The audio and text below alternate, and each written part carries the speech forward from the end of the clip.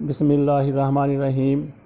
नाज़रीन, हमारी सियासत में नशेब व फराज और उतार चढ़ाव बड़ी तेज़ी से आ रहे हैं। ऐसे में एक नशेब इसको कह लें या अपनी तरफ से फराज कह लें, मुस्लिम लीग नून ने अपोजिशन अलायंस बनाने की तैयारी शुरू कर दी है। इस हवाले से ख्वाजा आसिफ को टास्क दिया गया है। तो आगे वीडियो देखने से पहले आपके लिए कोई मजबूरी नहीं है कि आप चैनल को लाइक करें या सब्सक्राइब करें। बस आप इस वीडियो को अगर आपका मन चाहे तो आगे तक देखें। इस खबर की तफसील कुछ यूँ है। अपोजिशन की सबसे बड़ी जमात मुस्लिम लीग नून अपोजिशन जमातों का बाकायदा अलायंस बनाने पर रज़ामंद हो गई है। ख्वाजा आसिफ को अपोजिशन जमातों का अलायंस बनाने का टास्क दे दिया गया है।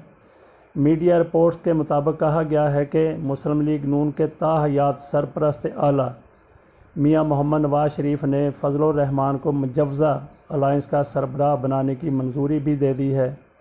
नवाज शरीफ ने ख्वाजा आसिफ को बिलावल भुट्टो और मौलाना फजलुर रहमान से राब्ते बढ़ाने की हदायत की है। नवाज शरीफ ने अगस्त में हुकूमत मुखालफ तहरीक चलाने का इंदिया भी दिया है। पार्टी को वार्ड की सतह पर मुनज़्ज़म करने की भी हदायत की गई है। याद रहे कि 2 रोज़ कबल मुस्लिम लीग नून के वफ़द ने पीपल्स पार्टी के चेयरमैन बिलावल भुट्टो ज़रदारी से पार्लियामेंट हाउस इस्लामाबाद में इनके चैम्बर में मुलाकात की थी। इस मुलाकात में ये मामलात ज़ेर बहस आए थे। इस खबर से लीगी और पीपल्स पार्टी के हलकों में बड़ा जोशो खरोश पाया जा रहा है। तहरीक इंसाफ की हुकूमत से उन लोगों को तकलीफ़ क्या है? तकलीफ़ बस यही है कि वो एहतसाब कर रही है और कड़ा एहतसाब कर रही है, जिसके बायस एहतसाब की जद में आने वाली पार्टियां और उनकी लीडरशिप चीखो पुकार कर रही है, बिल बुला रही है और किसी भी तरीके से एहतसाब के शिकंजे से बचने के लिए कोशिश है। उसके लिए किसी भी हद तक ये साजिशें भी रचा सकती है, जमहूरियत को डिरेल कर सकती है, हुकूमत गिराने के लिए किसी भी हद तक जा सकती है। हुकूमत गिराने के हवाले से इन पार्टियों की जो औकात है, उसके मद्देनज़र मुझे सूफ़ी तबस्सुम की वो नज़म याद आ गई जो पक्की जमात में पड़ी थी। और मुझे ये भी याद है कि जब जुल्फ़कार मिर्ज़ा खुशामद के आसिफ अली ज़रदारी के जब इन पर खुशामद के दौरे पड़ते थे तो उन्होंने बेनज़ीर भुट्टो की कत्ल के बाद या शहादत के बाद एक बयान में कहा था कि हम तो मुल्क तोड़ने निकले थे, लेकिन आसिफ अली ज़रदारी ने हमें बचा लिया, मुल्क को बचा लिया, हमें मना कर दिया। आसिफ ज़रदारी ने उस वक्त पाकिस्तान खपे का नारा लगाया था। अब वो कहते हैं कि अगर हमारे एहतसाब होता है तो हम मुईशत डुबो देंगे, मुल्क को डुबो देंगे। वो नज़म कुछ यूँ है। 5 चूहे घर से निकले करने चले शिकार, 1 चूहा रह गया पीछे बाकी रह गए 4। 4 चूहे जोश में आकर लगे बजाने बीन, 1 चूहे को आ गई खांसी बाकी रह गए 3। 3 चूहे डर कर बोले घर को भाग चलो, 1 चूहे ने बात ना मानी बाकी रह गए 2।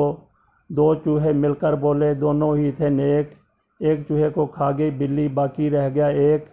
1 चूहा जो रह गया बाकी कर ली उसने शादी, यूं घर की हुई बर्बादी।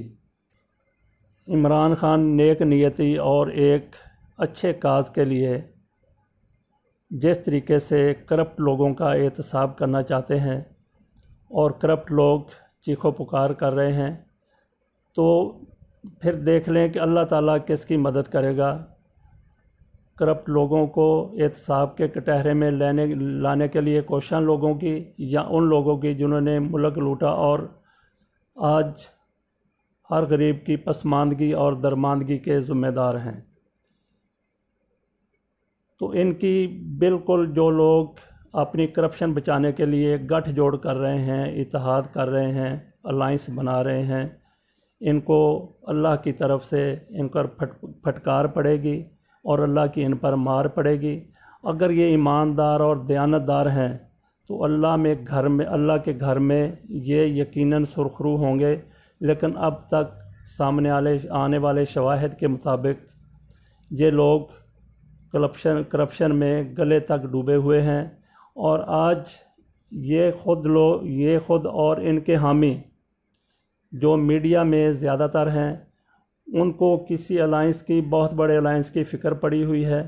ان کو کبھی نواب زادہ نصر اللہ خان یاد آتے ہیں جو ایسے مواقع کے اوپر الائنس بنا دیا کرتے تھے۔ نواب زادہ نصر اللہ ہمیشہ مارشل لاؤں سے جمہوریت کی طرف کوشاں رہے، لیکن جب ان کی کوششیں کامیاب ہو جاتی تو پھر ان کا دماغ ایسے گھومتا کہ پھر وہ مارشل لاؤں کے لیے ان کے اقدامات ایسے ہوتے کہ پھر مارشل لاؤں کے دروازے کھل جاتے ہیں۔ اس حوالے سے ان لوگوں کو نواب زادہ نصر اللہ یاد آ رہے ہیں، جن کو میں ایک سیاست میں شرارتی بچہ قرار دیتا ہوں یا سمجھتا رہا ہوں۔